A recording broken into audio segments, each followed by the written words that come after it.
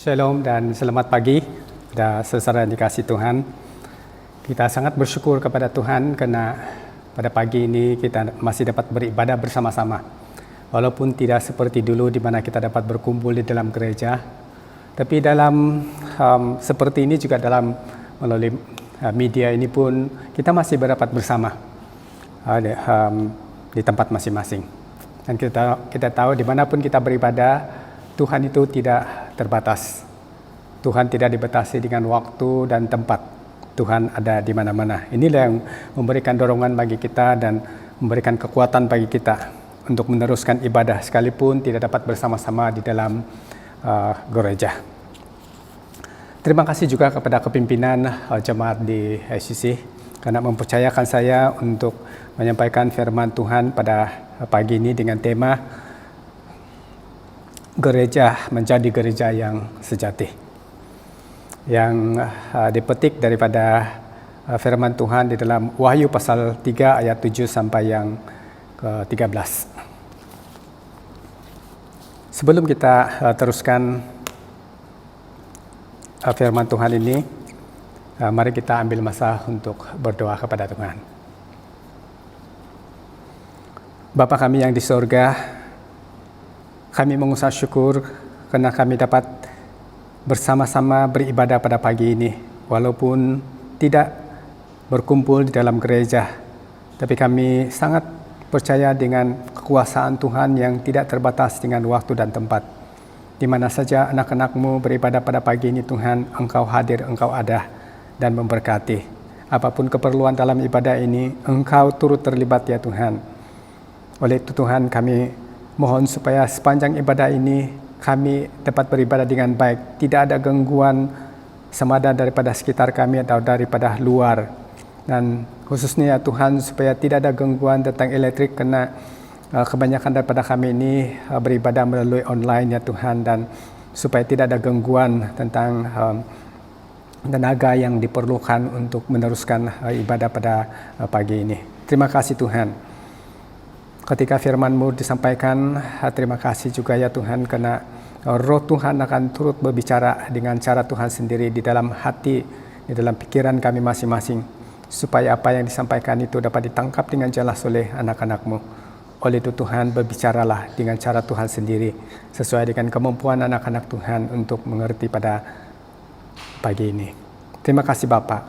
Segala kemuliaan bagi Tuhan Yesus yang memberkati kami. Dalam nama Tuhan Yesus kami berdoa dan mengucap syukur. Amin. Baiklah, kita lihat firman Tuhan di dalam kitab Wahyu pasal yang ketiga, ayat 7 sampai 13. Wahyu pasal 3 ayat 7 sampai 13. Ini adalah kepada jemaat di Philadelphia. Saya baca di sini. Ayat yang ke-7 daripada Wahyu pasal 3. Dan tuliskanlah kepada malaikat jemaat di Philadelphia. Inilah firman dari yang kudus, yang benar, yang memegang kunci Daud. Apabila dia membuka, tidak ada yang dapat menutup. Apabila dia menutup, tidak ada yang dapat membuka. Aku tahu segala pekerjaanmu. Lihatlah, aku telah membuka pintu bagimu yang tidak dapat ditutup oleh seorang pun. Aku tahu bahwa kekuatanmu tidak seberapa, namun engkau menuruti firman-Ku, dan engkau tidak menyangkal namaku. Lihatlah beberapa orang dari jemaat iblis, yaitu mereka yang menyebut dirinya orang Yahudi, tetapi yang sebenarnya tidak demikian, melainkan berdusta. Akan kuserahkan kepadamu. Sesungguhnya aku akan menyuruh mereka datang dan tersungkur di depan kakimu dan mengaku bahwa aku mengasihi engkau. Karena engkau menuruti firman-Ku untuk tekun menantikan aku, maka aku pun akan melindungi engkau dari hari pencobaan yang akan datang atas seluruh dunia untuk mencobai mereka yang diam di bumi. Aku datang segera. Peganglah apa yang ada padamu, supaya tidak seorang pun mengambil mahkotamu.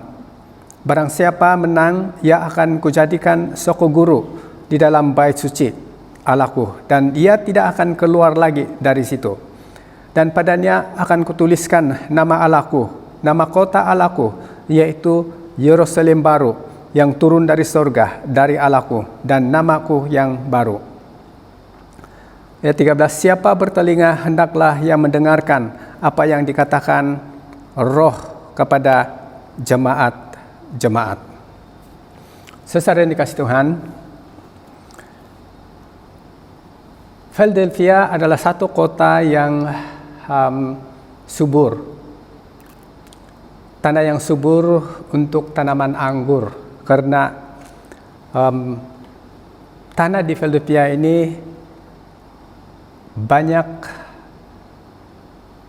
abu volcano daripada gunung berapi yang membuat tanaman itu menjadi subur.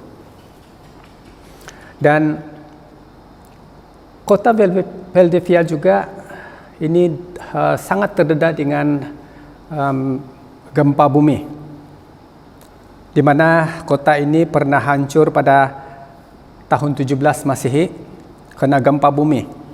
Kemudian kota ini dibangun semula oleh Raja Attalus kedua dari Pergamus sebagai tanda kasihnya kepada saudaranya.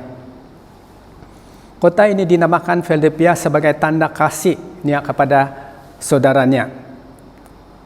Philadelphia daripada dua suku kata, yaitu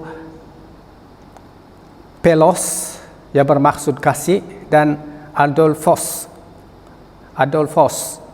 yang bermaksud saudara. Jadi Philadelphia itu adalah kasih persaudaraan. Dan Philadelphia merupakan jemaat yang bertahan lama, dari 7 jemaat sampai kepada abad yang ke-14.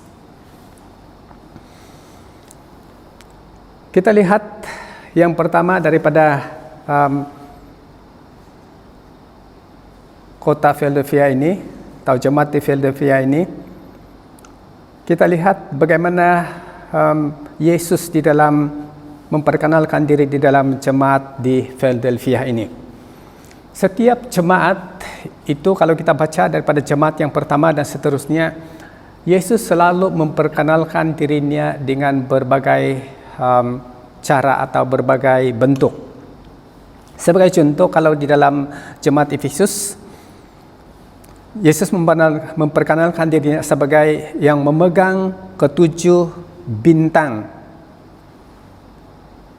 dan yang berjalan di antara 7 kaki dian. Yesus memperkenalkan diri dengan cara itu. Sementara di Smyrna, Yesus memperkenalkan dirinya sebagai yang awal dan yang akhir, yang mati dan yang hidup kembali. Kalau di Tiatira, dia memperkenalkan dirinya sebagai anak Allah,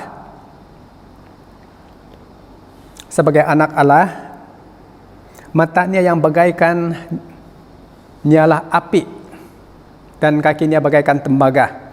Kalau di Sardis, Yesus memperkenalkan diri sebagai memiliki ketujuh roh Allah dan ketujuh bintang. Dan di dalam jemaat di Philadelphia ini, Yesus memperkenalkan dirinya sebagai yang pertama itu adalah firman dari yang kudus. Yang kudus, yang memperkenalkan dirinya sebagai yang kudus. Tuhan adalah Allah yang kudus dan tidak berdosa. Dia kudus sepenuhnya. Yang kedua, Yesus memperkenalkan dirinya di jemaat Philadelphia ini sebagai yang benar. Menyatakan bahwa Yesus adalah Tuhan yang benar, tanpa kebohongan dan kesalahan, setia dan dapat dipercayai.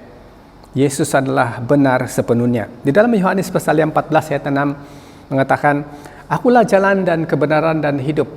Tidak ada seorang pun yang datang kepada Bapa kalau tidak melalui aku." Ini menyatakan bahwa Yesus tidak perlu penolong ataupun pendamping untuk menjadi benar.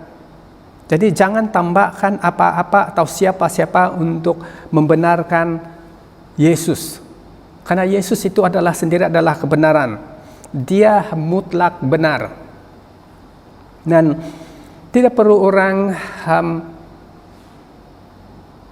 melalui perantaraan untuk datang kepada dia. Kita masih ingat bahwa ketika Yesus disalibkan, tabir bait Allah itu dari atas terkoyak sampai ke bawah. Itu menyatakan bahwa jalan bagi setiap orang untuk datang kepada Tuhan itu terbuka luas, bebas, tidak perlu adakan pengantaraan.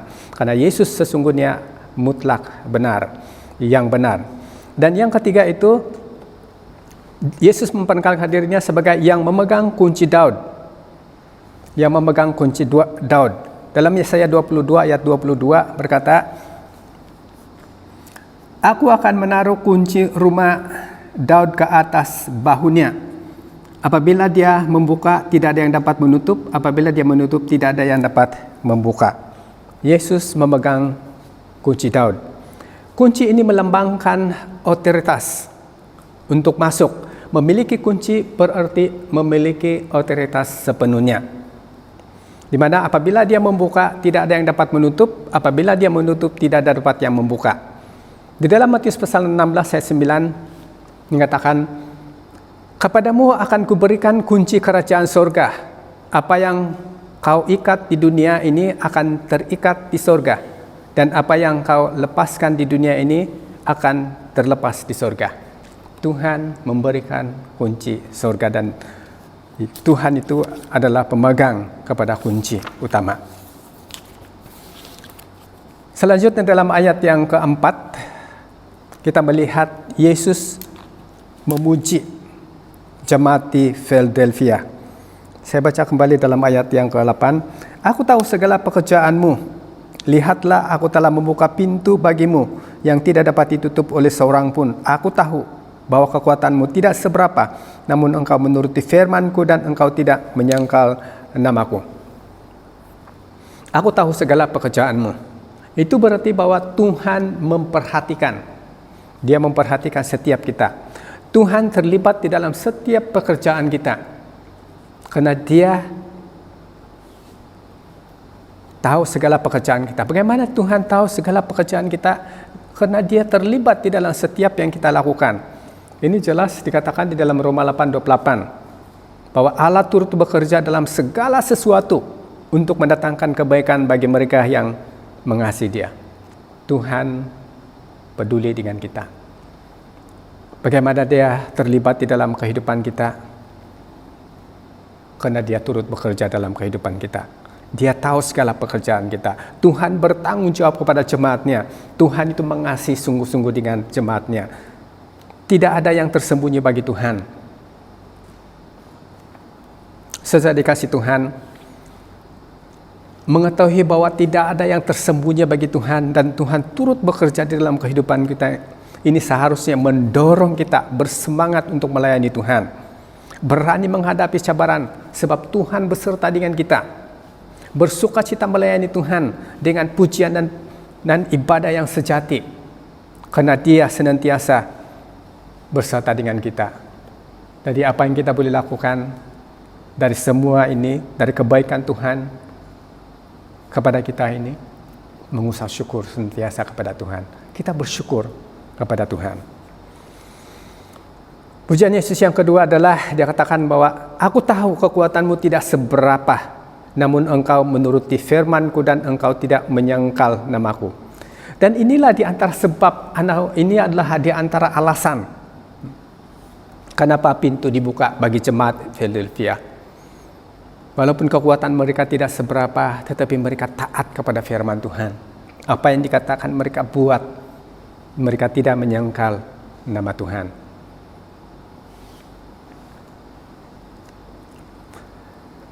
Jemaat di Philadelphia menuruti firman Tuhan dengan kekuatan yang tidak seberapa. Bagaimana yang dimaksudkan kekuatan yang tidak seberapa? Kita bagi beberapa contoh.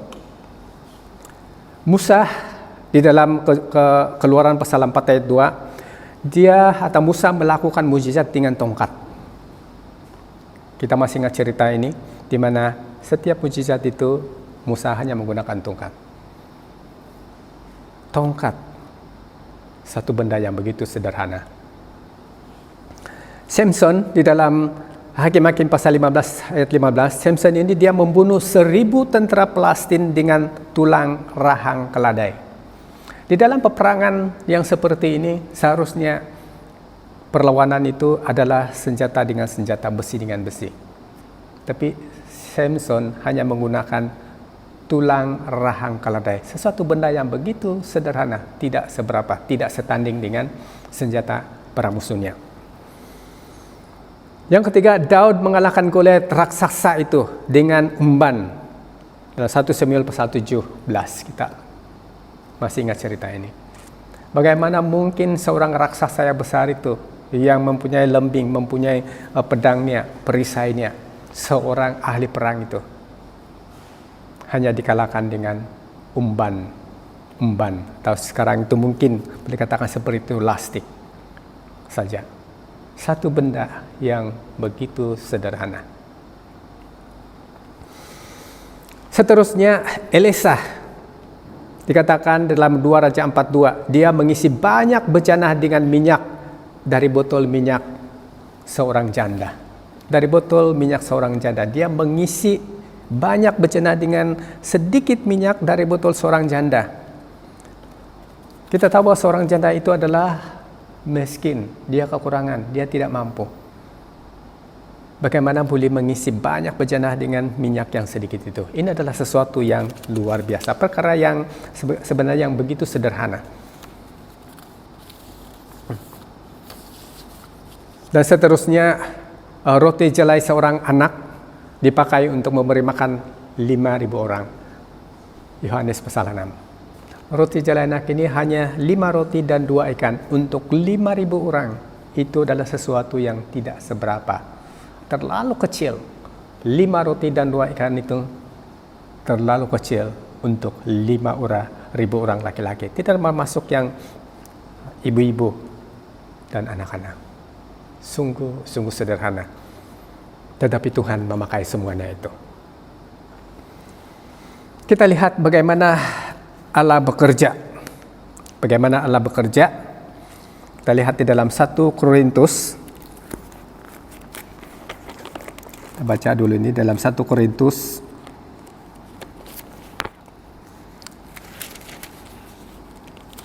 bab yang pertama ayat 26.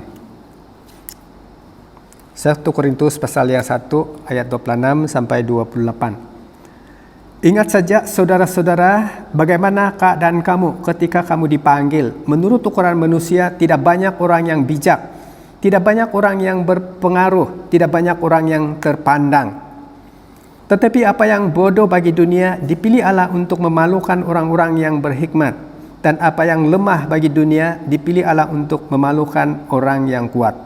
Dan apa yang tidak terpandang dan yang hina bagi dunia dipilih Allah, bahkan apa yang tidak berarti dipilih Allah untuk meniadakan apa yang berarti. Inilah cara Allah bekerja. Dan apa alasan Tuhan untuk bekerja seperti itu? Kita teruskan dalam ayat yang ke-29 sampai 31. Alasan Tuhan bekerja seperti tadi, supaya jangan ada seorang pun manusia pun yang memegahkan diri di hadapan Allah. Tetapi oleh Dia kamu berada dalam Kristus Yesus, yang oleh Allah telah menjadi hakim bagi kita. Ia membenarkan dan menguduskan dan menebus kita. Karena itu seperti ada tertulis, barang siapa yang bermegah, hendaklah ia bermegah di dalam Tuhan. Itulah cara dan alasan Tuhan bekerja, di mana Dia mengatakan bahwa kekuatanmu tidak seberapa, tetapi engkau menuruti firman-Ku. Kekuatan tidak seberapa, tetapi Tuhan membuat orang itu berhasil. Jadi bagaimana kita boleh melakukan hal-hal besar dengan sedikit kekuatan? Di dalam Yohanes pasal 2 ayat 5 mengatakan, apa yang dikatakan kepadamu, buatlah itu. Kita tahu ini peristiwa di Kana, perkawinan di Kana. Apa yang dia suruh, apa yang dia katakan, buat saja. Dan para hamba itu melakukan apa yang disuruh oleh Yesus. Dan kita tahu mujizat terjadi. Air menjadi anggur. Bagaimana kita boleh melakukan hal-hal besar dengan sedikit kekuatan kita? Kita lihat kembali bagaimana 5 roti dan 2 ikan pada seorang anak kecil dipersembahkan dengan sepenuh hati. Dipersembahkan dengan penuh kerelaan. Dan itu telah memenuhi keperluan bahkan lebih daripada 5.000 orang. Tadi ini bercakap tentang kesungguhan, bercakap tentang ketaatan. Untuk melakukan hal yang besar dengan sedikit kekuatan itu, perlukan ketaatan, perlukan kesungguhan. Kita lanjutkan di dalam ayat yang seterusnya, ayat 8 dan 9. Tentang berkat Tuhan. Ayat yang ke-9, lihatlah beberapa orang dari jemaat iblis yaitu mereka yang menyebut dirinya orang Yahudi tetapi yang sebenarnya tidak demikian, melainkan berdusta. Akan ku serahkan kepadamu. Sesungguhnya aku menyuruh mereka datang dan tersungkur di depan kakimu dan mengaku bahwa aku mengasihi engkau. Ayat yang ke-10, karena engkau menuruti firman-Ku untuk tekun menantikan aku, maka aku pun akan melindungi engkau dari hari pencobaan yang akan datang atas seluruh dunia untuk mencobai mereka yang diam di bumi. Berkat Tuhan kepada jemaat di Philadelphia. Yang pertama, aku telah membuka pintu bagimu. Ada banyak pintu, tapi saya percaya salah satu pintu yang dibuka Tuhan untuk jemaat di Philadelphia ini adalah pintu penginjilan. Karena pada abad yang pertama atau abad yang awal, untuk menyampaikan firman Tuhan, untuk masuk ke kawasan-kawasan dalam penginjilan itu bukan mudah. Hanya dengan anugerah Tuhan, dengan campur tangan dengan kekuatan Tuhan, pintu penginjilan itu akan dibuka. Dan Tuhan sudah membuka. Dia katakan, aku membuka pintu pemberitaan Injil kepada bangsa lain kepadamu. Selain daripada itu, pintu keselamatan juga dibuka. Di mana Yesus mengatakan bahwa akulah pintu dan akulah jalan. Dalam Yohanes 14:6, akulah jalan dan kebenaran dan akulah pintu. Di dalam Yohanes 10:9. Yesus membuka pintu keselamatan. Yesus membuka pintu pemberitaan Injil. Yesus juga membuka pintu pewahyuan. Dalam Wahyu pasal 4 ayat yang ke-1. Sesungguhnya sebuah pintu terbuka di sorga. Tuhan membuka itu untuk jemaat yang setia. Tuhan juga membuka pintu berkat. Di dalam Ulangan pasal yang ke-28 ayat 12-13. Di mana Tuhan membuka bagimu perbandarahannya yang melimpah, dan engkau dibuatnya menjadi kepala dan bukan ekor. Engkau dibuatnya tetap naik dan bukan turun. Itulah di antara berkat yang Tuhan janjikan, yang Tuhan berikan kepada jemaat di Philadelphia. Saudara dikasih Tuhan, jemaat di Philadelphia adalah satu-satunya jemaat yang tidak ditegur oleh Tuhan. Jemaat-jemaat yang lain itu semuanya menerima teguran yang keras daripada Tuhan. Tapi Philadelphia tidak. Jadi tepatlah atau sesuailah jemaat di Philadelphia ini dijadikan contoh sebagai gereja sejati. Seterusnya, akan kuserahkan kepadamu, ayat yang ke-9 tadi, akan kuserahkan kepadamu, yaitu mereka yang mengaku jemaat tetapi sebenarnya bukan. Mereka yang mengaku orang Yahudi, tapi sebenarnya mereka adalah jemaat iblis. Mereka berdusta tentang identiti mereka. Dan Tuhan katakan bahwa akan kuserahkan mereka kepadamu. Apa yang Allah serahkan kepada mereka? Itulah musuh-musuh yang selama ini menjadi duri dalam daging bagi jemaat di Philadelphia. Yang hidup di dalam kegelapan, yang disebut jemaat iblis, yang berdusta tentang identiti mereka. Dan Tuhan akan membuat mereka datang dan sujud dan mengaku bahwa Tuhan itu kudus, Tuhan itu benar. Dan Tuhan mengasihi jemaat Philadelphia. Apa yang dilakukan, apa yang diajarkan, dikatakan oleh jemaat Philadelphia itu, mereka akan mengaku bahwa itu sungguh-sungguh daripada Tuhan. Di mana selama ini mereka tidak mengakuinya.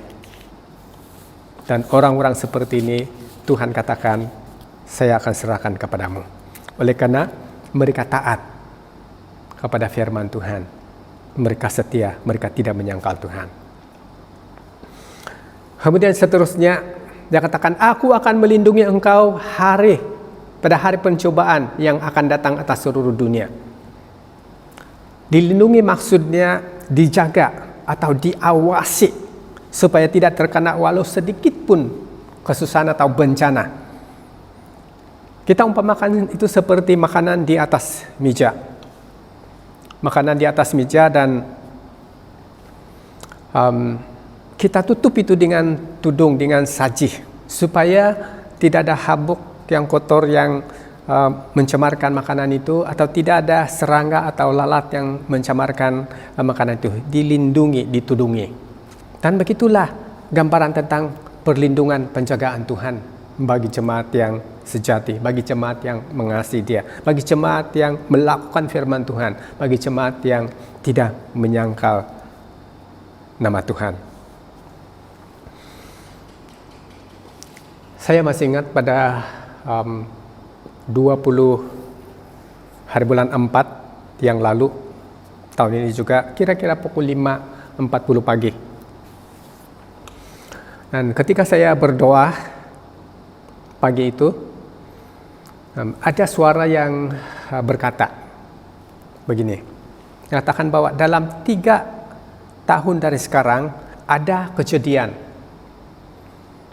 sesuatu yang besar akan terjadi yang menandai akhir zaman yang sangat ketara. Dan ada 3 kata yang jelas daripada penyataan itu, yaitu kesusahan, kesedihan, dan penyesalan.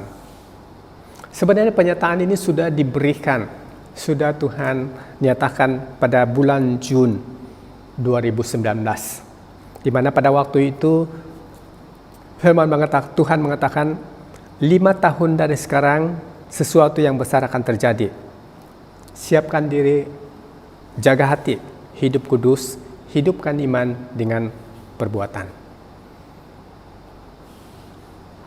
Dan penyataan pada 20 hari bulan 4 2021 itu disahkan oleh satu penyataan hamba Tuhan pada 13 hari bulan 5 2021, kira-kira pukul 7 pagi. Saya mendengar tentang penjelasannya tentang ketika dia berkhotbah dan dia menjelaskan dan dia menyentuh tentang perkara ini. Dan itu dia mengesahkan tentang apa yang dinyatakan pada 20 hari bulan 4 yang lalu. Dan saya hanya mulai menceritakan penyataan yang 20 hari bulan 4 2001 itu setelah saya mendapat penyataan atau sokongan yang sama tentang hal itu. Selama itu saya menahan untuk tidak bercakap kepada siapapun tentang penyataan yang 20 hari bulan 4 itu. Sehinggalah saya mendapat satu penyataan dari seorang hamba Tuhan pada 13 hari bulan 5 yang menyokong, yang menyatakan hal yang sama. Jadi apa yang perlu dilakukan untuk masa yang akan datang ini? Yang pertama itu adalah lakukan apa yang Anda tahu dengan segenap hati. Lakukan apa yang Anda tahu, lakukan apa yang kita tahu dengan segenap hati kita. Seperti yang dicatat di dalam Matius pasal 24 ayat 46 sampai 47. Di mana mengatakan berbahagialah hamba yang didapati tuannya bekerja ketika dia datang. Dia akan mengatakan kepada hamba itu, baik sekali perbuatanmu, marilah masuk ke dalam kerajaanku. Dan yang kedua adalah selesaikanlah tujuan Tuhan bagimu dan menjadi dewasalah. Selesaikanlah tujuan Tuhan bagi kita. Setiap kita yang hidup di dunia ini ada tujuan, ada maksud dan tujuan Tuhan bagi kita. Dan kita perlu mengetahui itu. Dan selesaikanlah itu dan menjadi dewasalah. Menjadi dewasalah di sini maksudnya itu tahu tentang yang benar dan yang jahat. Seperti yang dicatat di dalam Ibrani pasal 5 ayat 14. Menjadi dewasa tahu membezakan yang benar dan yang salah. Oke, kita teruskan di dalam masih ayat yang sama. Nasihat Tuhan Yesus kepada jemaat di Philadelphia. Ayat yang ke-11. Aku datang segera, peganglah apa yang ada padamu supaya tidak seorang pun mengambil mahkotamu. Aku datang segera, peganglah apa yang ada padamu. Supaya tidak seorang pun mengambil mahkota.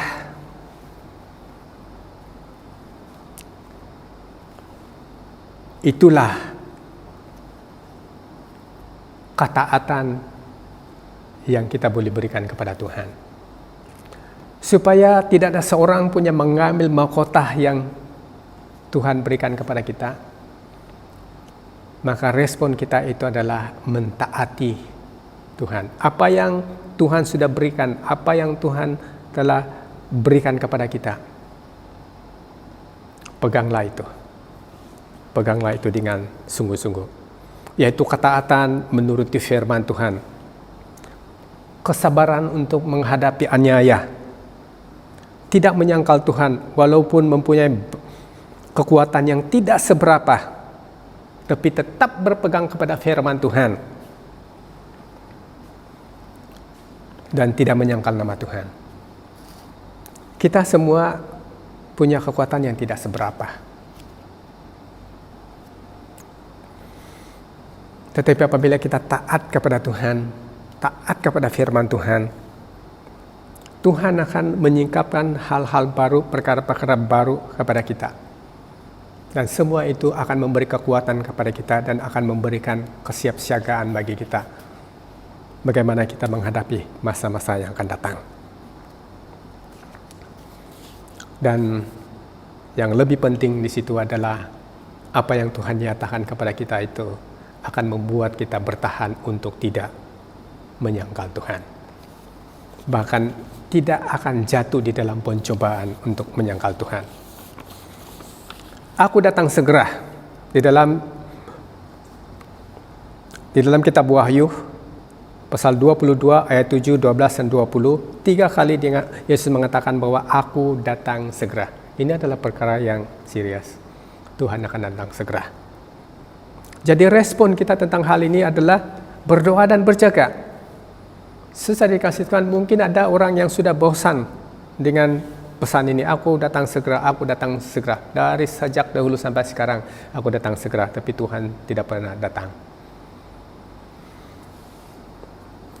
Tapi jangan lupa, di dalam Pengkhotbah pasal 3 ayat 1 mengatakan bahwa segala sesuatu ada waktunya. Waktu Tuhan bukan waktu kita. Dan firman Tuhan itu adalah iya dan amin.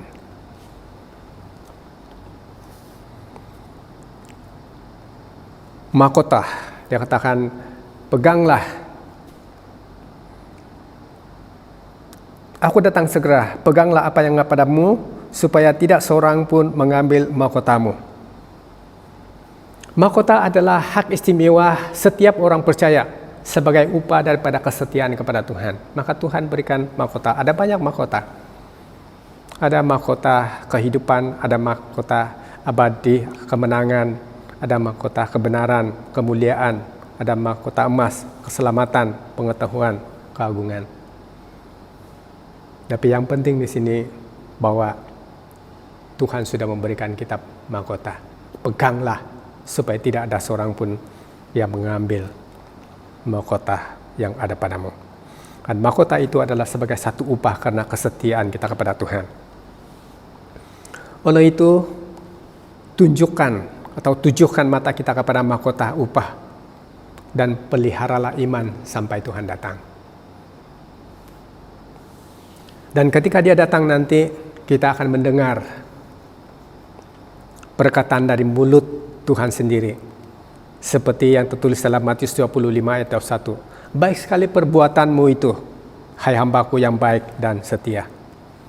Sesuai dikasih Tuhan, untuk mempertahankan mahkota yang Tuhan sudah berikan kepada kita, teguhlah berpegang sampai kepada akhirnya, pada keyakinan iman yang teguh kepada Tuhan. Ibrani 3 ayat 14. Berdirilah teguh, jangan goyah, dan giatlah selalu di dalam pekerjaan Tuhan. Itulah yang dapat kita lakukan untuk mempertahankan mahkota yang Tuhan sudah berikan. Dalam ayat yang ke-12, janji Tuhan kepada barang siapa yang menang. Barang siapa menang, ia akan kujadikan soko guru di dalam bait suci Allahku, dan dia tidak akan keluar lagi dari situ. Dan padanya akan kutuliskan nama Allahku, nama kota Allahku, yaitu Yerusalem baru, yang turun dari sorga, dari Allahku dan namaku yang baru. Sesaudara kasih Tuhan, inilah janji Tuhan bagi gereja yang setia, bagi jemaat yang setia. Dia katakan, dia akan kuberikan mahkota, dia akan kujadikan soko guru di dalam bait Allahku. Soko guru ini ataupun ini tugu, soko guru ini seperti itu tugu peringatan di bait Allah. Soko guru bukan untuk menopang bait suci, melainkan tugu peringatan anugerah Allah. Juga peringatan yang tidak akan pernah dirusak atau dihapuskan. Seperti tiang-tiang megah yang banyak didirikan untuk menghormati para kaisar ataupun pahlawan Rom. Ada tugu-tugu mereka. Dan dia katakan bahwa dia tidak akan keluar lagi daripada situ, dari dalam bait Allah. Bukankah itu sesuatu yang indah untuk dinantikan, untuk diharapkan oleh anak-anak Tuhan? Dan dia katakan, padanya akan kutuliskan nama Allahku, nama kota Allahku, yaitu Yerusalem baru, dan namaku yang baru. Di atas soko guru inilah, di atas tugu inilah, tugu anugerah, peringatan anugerah inilah, akan dicetak tulisan yang terhormat, nama-nama yang mulia, yaitu nama Allah, nama kota Allah, yaitu Yerusalem baru yang turun dari surga, dan nama Allah yang nama baru Kristus.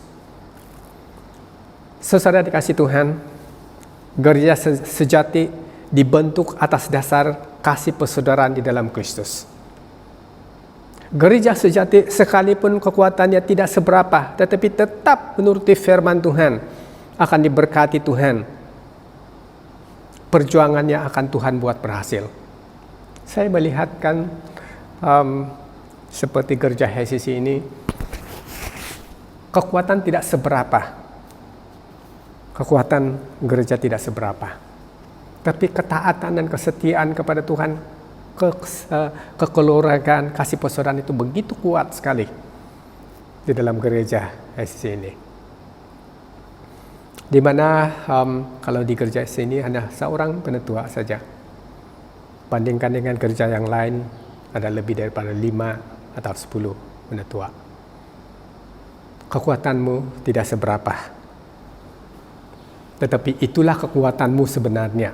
Karena dengan kekuatanmu yang seperti itu, maka Tuhan campur tangan, Tuhan turun tangan untuk menolong. Masa depan bagi gereja yang sejati itu terbuka di hadapan Tuhan. Doanya didengar dan dijawab oleh Tuhan. Gereja sejati tidak berkompromi dengan dosa. Gereja sejati terbuka untuk menjangkau jiwa-jiwa yang belum selamat. Gereja sejati adalah gereja yang menginjil. Gereja sejati adalah gereja yang mengutus. Gereja sejati melahirkan generasi yang menyembah Tuhan, yang tekun di dalam berdoa, yang setia membaca firman Tuhan, yang menonjolkan kasih persaudaraan.